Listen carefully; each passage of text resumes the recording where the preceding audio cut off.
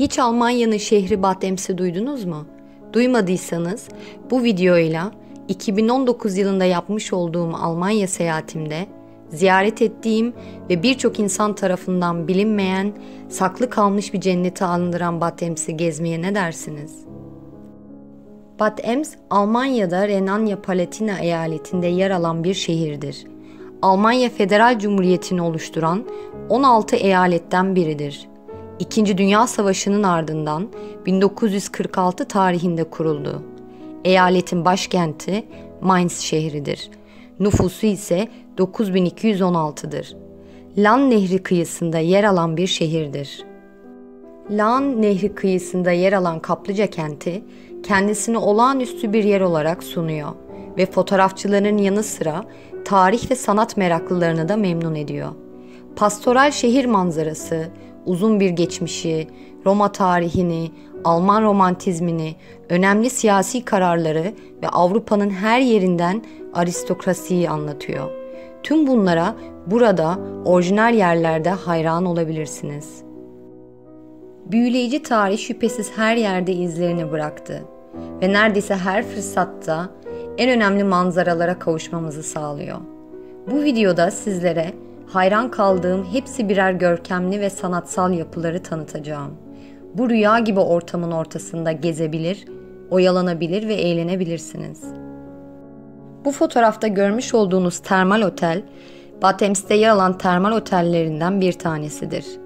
Tarihte siyasilerden, sanat dünyasından ve bilim dünyasından birçok ünlü bu otellerde kalmıştır. Bildiğimiz Kral 1. Wilhelm ve Çar 2. Alexander da bu otellerde, bu kaplıcalarda tedavi görmüştür. Bildiğimiz ünlü yazarlardan Dostoyevski de Bad Ems'i ziyaret edenler arasındadır. Bad Ems'te doğayı tamamıyla hissedebilirsiniz. Sağlık tesislerinde 15 kaynaktan sağlıklı ve şifalı sular fışkırmaktadır. Örneğin çeşme salonlarında topraktan çıkan taze kaynak sularının tadına bakabilirsiniz. 15 şifalı kaynak sularından biri olan Robert Kamp kaynak suyu Guinness Rekorlar kitabına girmiştir. 57 derece ile Almanya'nın en sıcaklarından biridir. 57 derecedeki su eğer iyi durumdaysa artezyan suyunla çeşme yazın 8 metre yüksekliğe kadar fışkırabiliyor. Tarihi çeşme salonunda ise en meşhur olan su kaynağı Emser Kränchen su kaynağıdır. Peki kimyagerler ve doktorlar Bad Ems'teki bu 15 şifalı su kaynağı hakkında ne diyor? Bunlar alkali muriatik yani mucizevi sulardır. Almanya'daki tek olanlardır. Bu videoda da görmüş olduğunuz gibi Bad Ems'in doğası, yeşilliği, suları, çiçekleri gerçekten çok büyüleyici. Almanya'da birçok yeri ziyaret etmiş olmama rağmen beni en çok büyüleyen yerlerden biri olmuştu Bad Ems. Şimdi sizlere az önce bahsetmiş olduğum tarihi çeşme salonunda bulunan Emser Kränchen su kaynağı hakkında biraz bilgi vermek istiyorum. Bu fotoğrafta görmüş olduğunuz su kaynağı Emser Kränchen su kaynağıdır. En ünlü su kaynağıdır. Florür, sodyum, hidrojen karbonat, klorür içeren termal asittir. Bu su geleneksel olarak solunum yolu hastalıklarına ve bronşlar için kullanılır. Emser Kränchen su kaynağı doğrudan çeşme salonunda ücretsiz olarak deneyebilir, birçok restoranda içebilir veya özellikle orijinal spa kupası dahil şişelerle doldurulmuş bir hatıra olarak satın alabilirsiniz. Peki hiç Emser pastillerini duydunuz mu? Dünyaca ünlü, eşi olmayan bir başarı hikayesidir Emser pastilleri. 150 yıldan fazla bir süredir herkesin tercih ettiği, boğaz ve ses sağlığı söz konusunda kullandığı pastillerdir.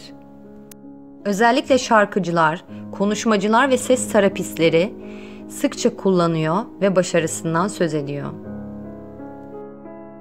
Lahn Nehri kıyısında dolaşırken çekmiş olduğum bu videoda da gördüğünüz gibi Bad Ems yeşilliğiyle, güzelliğiyle gerçekten insanı büyülüyor.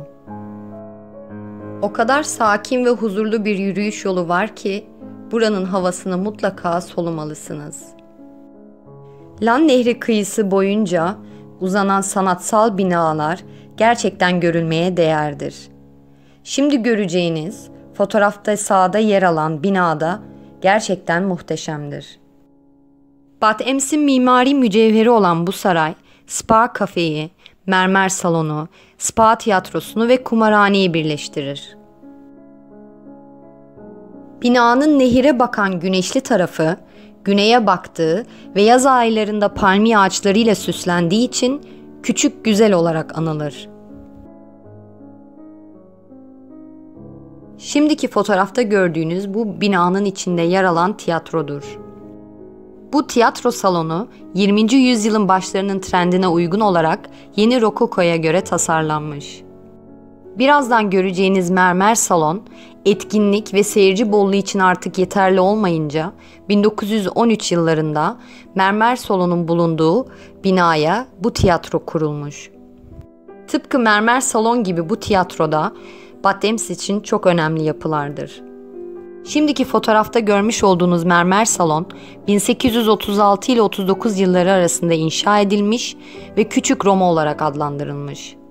Duvar resimleri ve Lan Vadisi mermerinden yapılmış sütunlarıyla görkemli salonun modeli, Roma'da Tiber Nehri üzerinde bulunan Rönesans Villa Farnesina'ya göre örnek alınarak yapılmıştır.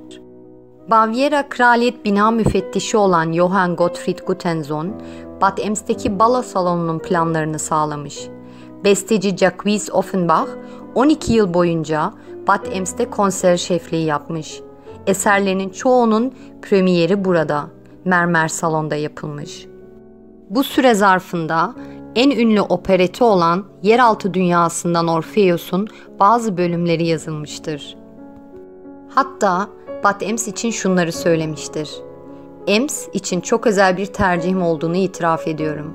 Bu sadece sağlığımın kaynağı değil, aynı zamanda bazı yönlerden yaratıcı hayal gücümü de harekete geçiriyor.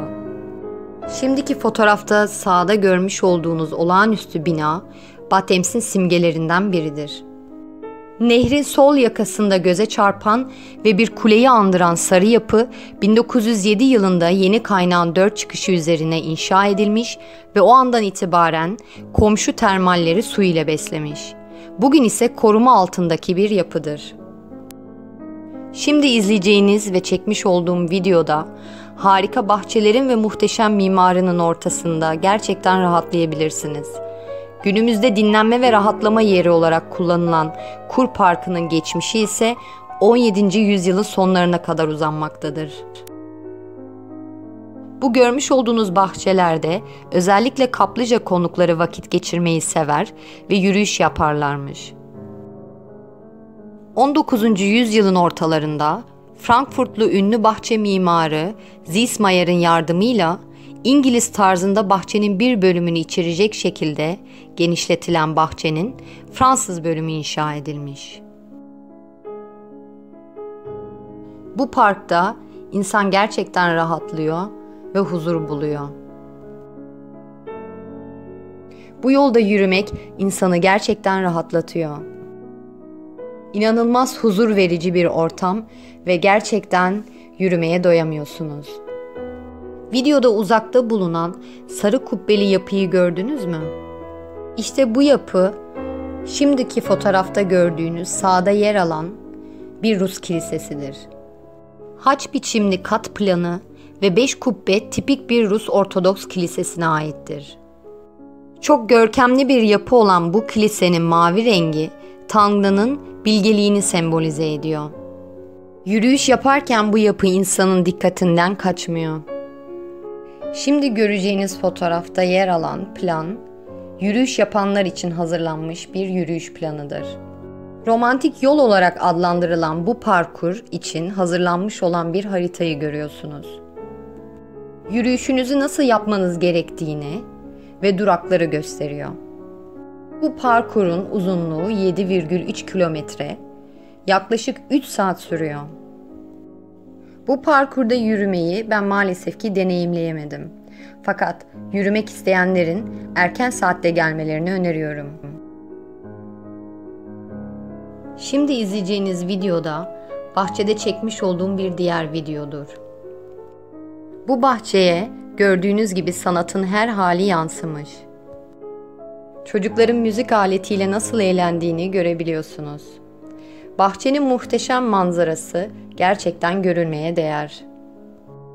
Bu bahçede doğayı ve sanatı hissedebileceğiniz gibi anıtları da görmektesiniz.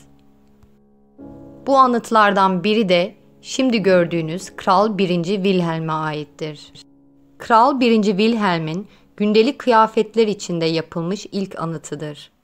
Anıtın altında yer alan kabartmalarda kralın nasıl Emze Kränchen su kaynağından su içtiği gösteriliyor. Ayrıca kabartmalarda kralın son dönemini tedavi için Bad Ems'te geçirdiği gösteriliyor.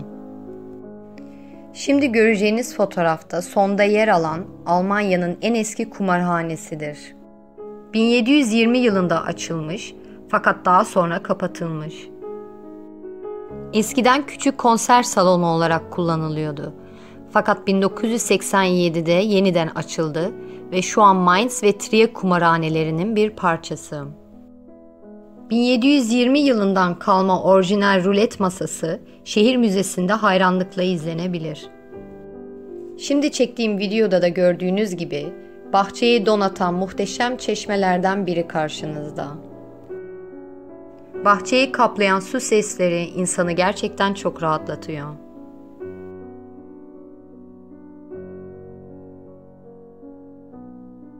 Şimdi izleyeceğiniz videoda Bad Ems'in sokaklarından birini çektim. Bu sokak hemen Kur Parkı'nın yanında yer alıyor. Kafe, restoran, küçük dükkanlar ve oteller görebilirsiniz. Şimdi göreceğiniz fotoğrafta yer alan yapı Bad Ems'in meşhur sanat okuludur.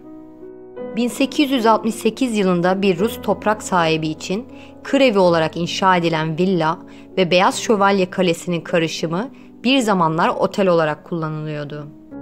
O zamanlar bile sanatçılar ve müzisyenler buraya gelip gidiyorlarmış. Örneğin Richard Wagner Parsifal operasını burada tamamlamış. Günümüzde ise Balmoral Şatosu adını taşıyan bu yapı, dünyanın her yerinden güzel sanatlar bursiyerleri için yaşama ve çalışma yeri olarak hizmet veren bir yer haline gelmiş.